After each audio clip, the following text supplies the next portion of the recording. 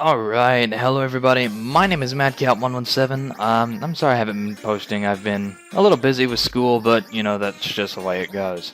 Not much is happening, to be honest.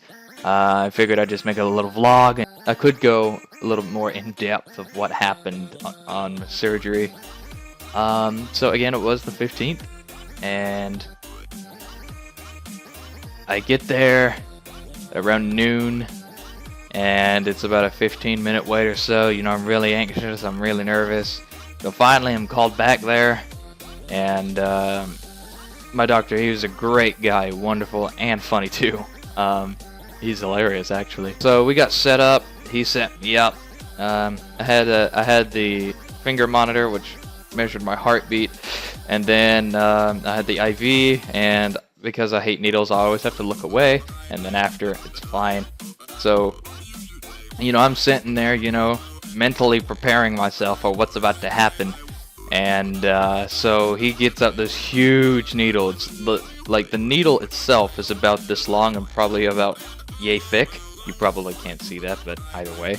And so I stare at that thing with like the widest eyes in the world, and he he looks at me. He's like, "Don't worry, this goes into the other end of the IV." And I'm like, "Thank God," because like I would have had a heart attack if that were to go into my arm, and I can't do that.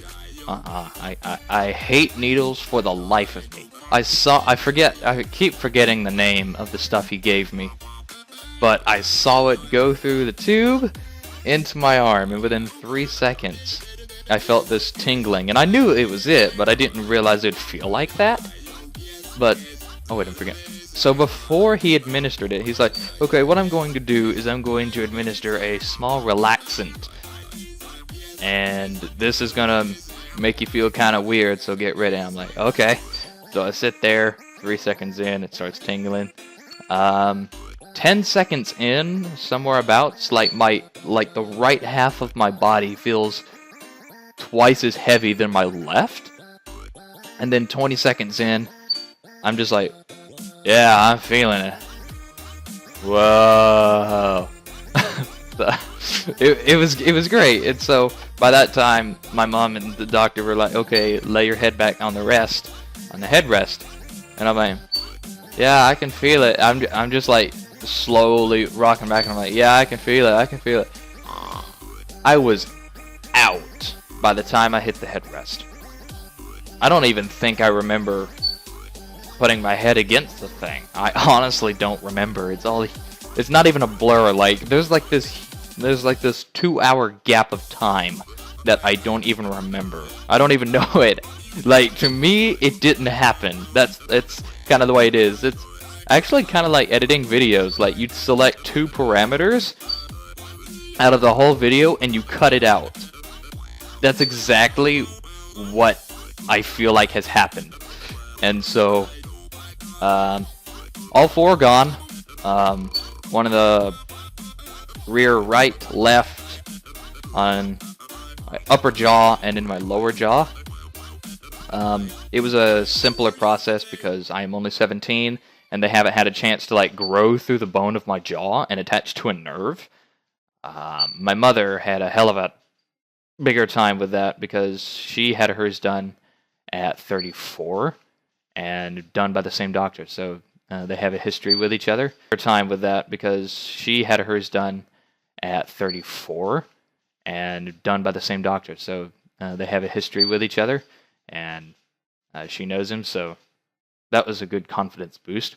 But my mother had more trouble with it because at 34 it had already grown through her jaw and attached to a nerve, so she definitely suffered a lot more than I did. Overall, my recovery was about 7 days. Approaching critical derp level. For the few. What we swear, I messed up the same damn part that I did before. God damn it. Anyway, we saw the God, fuck! For the first day, I could barely walk. And it's really weird, like, you know you have the strength to walk, but something is preventing you from exerting that amount of force required to walk. Like when I had to go to the restroom, like my sister would actually have to help me up and help walk me to the door so I can put some weight on the doorknob and open the door. It was a really weird feeling. Um, I've never felt anything like that. I've felt something similar too, because my dentist back at my old hometown, back in the States, I was given nitrous oxide. So that was kind of a tingly kind of sensation all throughout, but this felt completely different. Oh my god. I kind of want to feel it again because it was a really weird feeling. I've never felt anything like that. I've felt something similar too, because my dentist back at my old hometown, back in the States, I was given nitrous oxide. That was kind of a tingly kind of sensation all throughout, but this felt completely different. Oh my god. I kind of want to feel it again because it was a fairly pleasant sensation. Like, it's so weird. Like I was saying a few seconds ago about not having enough energy to exert the amount of force required for like stable walking. There's a part of me that wants to move, and then there's a part of me that doesn't and wants to kind of like just bask in this relaxation because I'm myself, even when I'm like playing games, relieving stress, I'm quite tense, and that's just the way I am by default. And I don't know why. I guess I'm just really tense all the time. I would do it again if it didn't mean that I was going to be cut open. Because, like I said, it was fairly enjoyable. I liked it. It tickled it as much as it felt fuzzy. It was kind of a fuzzy feeling. You know that weird feeling that you get when, you're laying on your arm or something, and then you get off of it, and it feels like ants are crawling inside your bloodstream. It's kind of like that, but rather than a real I guess you could call it plucky. Like it's like really concentrated in one area. Like it's not as sharp, and it's more spread out. And it does spread out as, you start pumping it through. But it was so funny. I'm sedated, and he looks at her and is like, "We have liftoff." And that was the end of that. But I tell you what, originally my stepfather was supposed to take me. Originally I wanted my mother to go. I'm like, I really I have more of an emotional attachment to my mother than I do to my stepfather. It just comes to the point of emotional attachment there. And I'm like, I really want you to go because, I'm actually I'm a little nervous about this. And yeah, I mean, it's kind of a silly thing because, I'm 17. I'm supposed to be, practicing autonomy in some facets of my life. And then here I'm saying I want my mother to go with me. It's like, I am not a baby, but I want my mama. that's just the way it goes, man. I mean, I had never been cut open to any degree other than like little cuts that I get from like playing when I was like much smaller and much younger. But that was it. I've never been like cut open to that degree, even though it's minor compared to knee surgery, back surgery, anything like that. It's minor compared to that, but you have to think of what you have to think about to get the right point of view across is if you haven't had surgery before, if you've never been cut open like that, it's pretty big because they're cutting your body open to get the teeth out of your gums. It can be frightening, but it wasn't for me. I was just really nervous about it. I don't like the fact of being cut open. I don't like that at all. I'm just like, I'd rather not. But because I knew, well, we all knew, that this would cause problems in the future, I just went ahead and dealt with it because I'm like, you know what? I don't want to have to go through what my mom went through, and I don't want any further problems. So I might as well just suck it up and go on from there. And that's pretty much what I did. So, the really weird thing. Oh my gosh. So I get home, my godmother, my mother, are already home, having, the usual reactions. I hadn't eaten except for like a Nutri-Grain bar that I had for breakfast, because if I don't eat within 20 minutes of waking up and I get into a vehicle, I will get car sick. So, and obviously on the way home, I regurgitated that, and I have no memory of that at all. We went to a Save-On somewhere in Vancouver, and like I said, I obviously regurgitated that bar, but I don't remember it at all. The only reason why I would know is because my stepfather told me. And so, I get home, I'm having the usual reactions.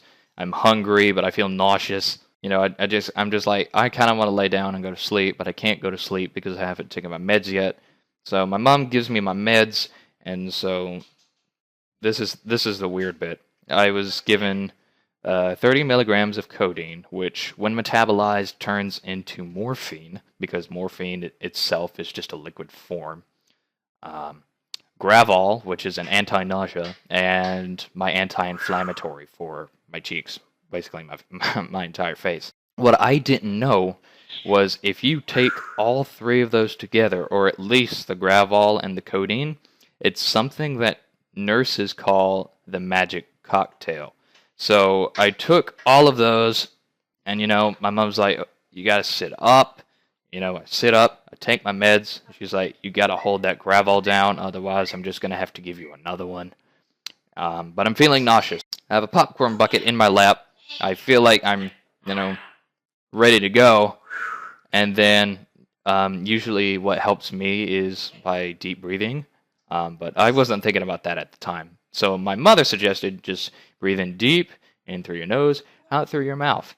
And I did 3 times. The only reason why I know why is because I remember the very last moment before I went out, and then my mom told me the rest. So what had happened was, after the 3rd breath, okay? So 1, 2, 3. After my exhale, I fall asleep.